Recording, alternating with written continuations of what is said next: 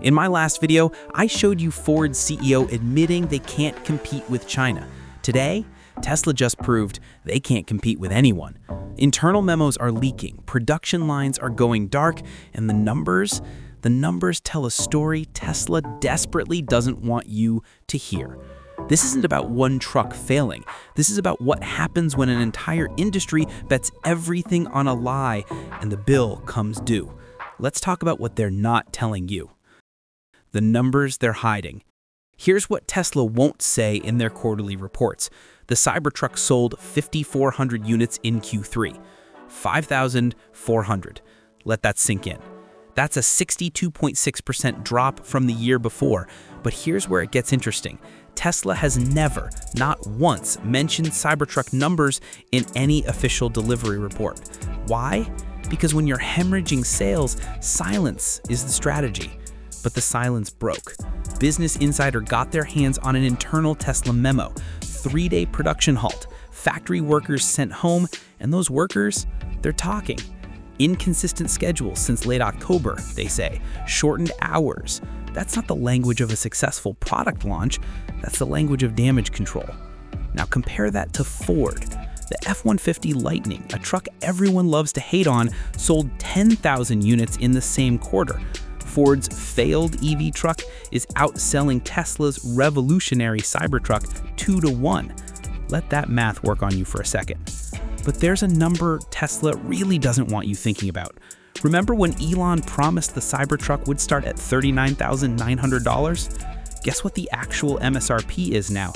Over $70,000. That's not a price increase, that's a bait and switch. And the market is responding exactly how you'd expect.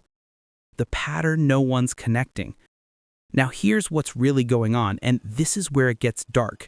Just last week, Ford announced they're considering shelving the F-150 Lightning entirely.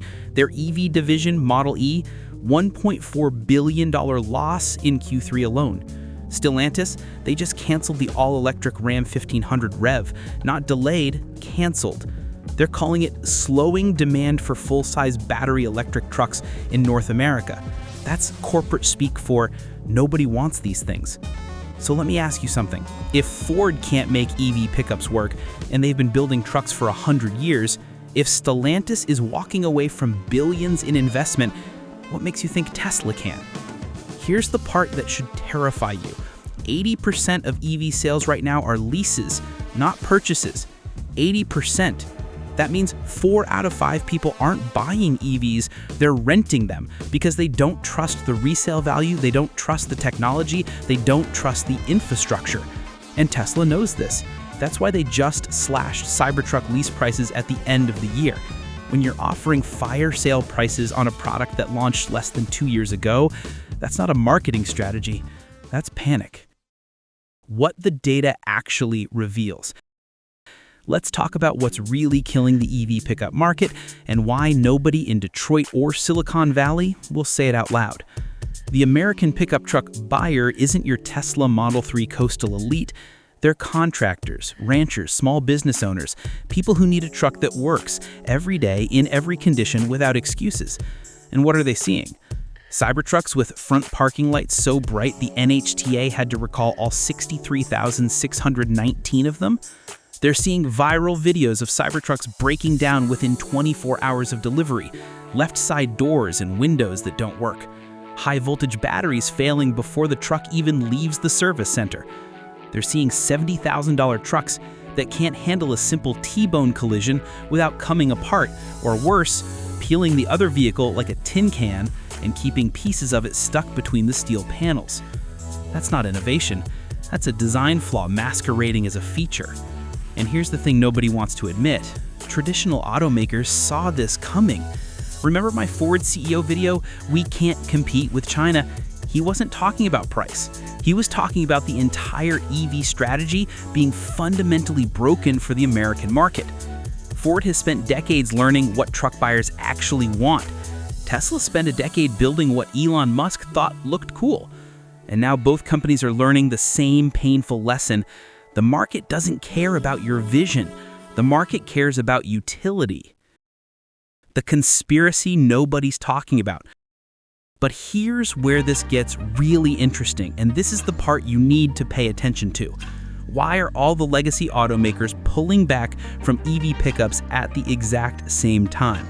Ford, $1.4 billion loss considering cancellation. Stellantis, electric Ram canceled outright. GM quietly pushing timelines back. Tesla, production halt and collapsing sales. That's not coincidence. That's coordination. Now, I'm not saying there's a smoke-filled room where auto executives decided to kill the EV pickup, but I am saying this. What if the infrastructure was never going to support mass adoption? The US electric grid is already struggling during extreme weather. We're adding millions of EVs to a system that can't handle the load. What if these companies ran the numbers, real numbers, not the ones they show investors, and realized the charging infrastructure will take 20 years to build out, not 5? What if they looked at the battery supply chain and realized China controls 80% of it, and we just picked a trade war with them? What if the EV pickup was never meant to succeed? What if it was always a compliance play, a way to appease regulators and ESG investors while waiting for the inevitable market correction? Look at the data. Tesla is halting production, Ford is bleeding billions, Stellantis walked away entirely. These companies don't make those moves unless they know something we don't. So what's really happening here? Is the Cybertruck failing because it's a bad product? Absolutely. But that's not the whole story. The Cybertruck is failing because it represents the collision of Silicon Valley hubris with American working-class reality. It's failing because the EV infrastructure isn't there and won't be for a decade. It's failing because battery technology isn't ready for the demands of a real work truck.